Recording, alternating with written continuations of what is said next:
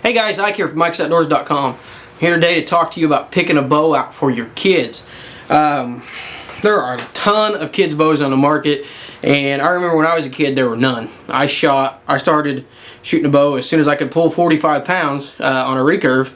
That's what we had. And when I made the transition to compound bow, I ended up shooting 30-inch draw length because that's what we had. I mean, we had a bow with a 30-inch draw length, so that's what I shot. Today the kids bow market is huge, and when it comes to kids bows, the main thing I focus on is the axle to axle, and that is the overall length of the bow from axle on the top to the axle on the bottom of the cam. And the reason that I look for that mainly is because kids are short. You know, if you get a bow that's got a 30 some odd inch axle to axle, then it's going to be touching the ground when they come back to full draw. So even if it's in the poundage that they can pull or the draw length that they can shoot, it's not going to work for them. So the axle to axle is very, very important. That's the first thing I look at. Got to make sure the bow matches the stature of the kid. The next thing, of course, you look at is the poundage and the draw length. And with most bows these days, the poundage and the draw length is going to go incredibly low and incredibly short. The first bow that we started Jacob out with, and it's the bow I recommend for starting kids out with, is just an inexpensive bow that we picked up at Walmart. It was made by Bear, little glass bow, fiberglass bow with excuse me, with wheels on it, and had a little flipper rest on it. We bought him that, and no sights or nothing, and just let him start shooting. And of course, you know, he couldn't hit nothing but he had fun with it. And from 5 yards away, he got to where he was pretty decent with it. So our next thing we decided, we realized he was serious about it, that he was actually going to shoot, and enjoyed it. So the next thing we did was we bought him a Diamond Atomic. And I think it's an Atomic. Yes, this is the Atomic. And there are a ton of different bows out there for kids that are really cool looking, and the main thing you want to look at is make sure the poundage goes down fairly low and the draw length goes down fairly low as well. The best thing to do is take your kid to a pro shop and have them fit for the bow. That way you know you're getting what your kid can shoot, and if not, you can take it back to them, where if you order it online, it's going to be a hassle. So that's where I definitely recommend going to a pro shop. But I'm going to show you this Diamond Atomic, and I've had this thing customized. It's got JBK strings on it, and it's got an adult. It's pretty much set up with really similar to the way I would set up my bow. And the nice thing about this bow is this is Atomic. I did the customization on this, but there are a lot of bows out there that are already cool looking like this. I mean, you can get them with the orange riser, the blue riser, pink, all that different stuff like that, and they got cool looking strings on them, stuff like that. So you can get them to where they're really cool looking, and to where they match your kid, pink or camo or whatever. We went with this one because when we first got this one, it was black, and I like to customize bows. I like to tear them apart, and I like to rebuild them. Jacob's showing me that he's getting into archery enough to take it seriously, so I went ahead and rebuilt this one for him and just did some customized work on it. But the reason we chose this Diamond Atomic is because the draw length goes down really short and grows out really long, and so does the draw weight. The other reason that we picked this is, and the reason why I suggest this bow or one like it, is because it's easy to change the draw length and stuff on it. The draw length is module based, which means it has a rotating module up here. You take this bolt out, you take this bolt out, you put the module mark with the mark over here on the other side of the cam. You do the same thing to the bottom, and that's it. That's all you have to do to change the draw length. So you put the top on number one, you put the bottom on number one, and that's it. That's all you have to do to change the draw length. Same way with the draw weight. Draw weight's really easy to change. It has marks in here so you can keep track of whether the limbs are even or not, where you have a certain mark showing on the top, you want that certain mark showing on the bottom. So really easy to set this thing up, and really didn't take any special tools as far as a bow press or anything like that to set this thing up. I put this peep sight in here. I just used a string separator. I don't have a press that's small enough for this thing. So when I put the peep sight in there, I just actually put a string separator in there, turned it, popped the peep in there.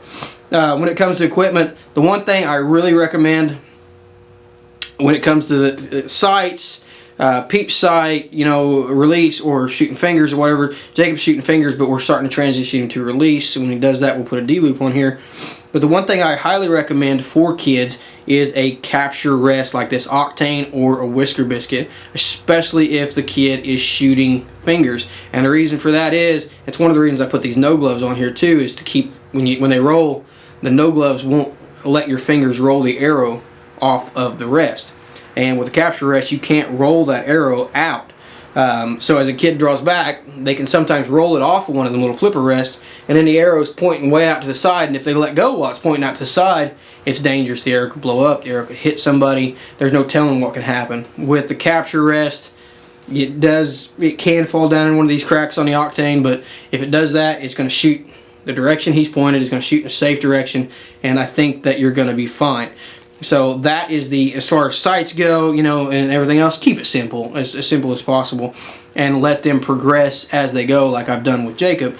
But this is something that Jacob's going to have on his bow for quite a while. He's going to have a complete capture rest until he gets big enough to go to something like a fall away or something like that I know is not going to lead him into trouble or get him injured. So that's the Diamond Atomic. Like I said, there's tons of other bows like this out there that are really similar. This one is really nice as far as adjustability and axle to axle. The other thing for kids, and this is especially nice for older kids, and this is what you call a universal bow. This one will go down to like something obscenely low, you know, 18, 20 pounds, something like that, and go. This is the Diamond Infinite Edge. And then it'll go out all the way up to like 70 pounds, and the draw length goes down to you know, maybe it's 8, I think this thing goes down to 5 pounds. I think goes all the way down to 5 pounds, and the draw length goes all the way down to 18, I think, or what the specs. But the draw length goes down to something that's really short and goes all the way up to 27.5. So the nice thing about this bow, other than the axle to axle, is Jacob, my 7-year-old, can shoot this bow, and my wife can shoot this bow, and I can shoot this bow. So all three of us can shoot this bow, and it's same way as the other one. It's very easy to change the draw length, very easy to change the draw weight. But the nice thing about this, and a true design or true intent behind the design on this, is to grow with a kid. You can buy something like this, you know, start out with the Cheap Bear, and then buy something like this Atomic that's a little bit more of a step up that they can get into. And when they get to where they're 9, 10 years old, start getting to where they're teenagers and they're really showing some interest, this is a bow that you can buy them that will grow with them. You know, that's the thing with a teenager. When I was a kid, we shot 30-inch draw length because my dad didn't want to buy me a bow every year, and that was mainly the reason behind it. With this one, it can grow with the kid. So, and like I said, this is a Diamond Infinite Edge, but it's a universal bow, and there's a lot of companies making universal bows. This is the one that I shoot, or this is the one that I own, and my wife shoots it now, and my son, when he gets big enough, he's going to end up shooting it. So that's what I recommend when it comes to buying the kids' bows, and that's the kind of the progression that I've taken with Jacob.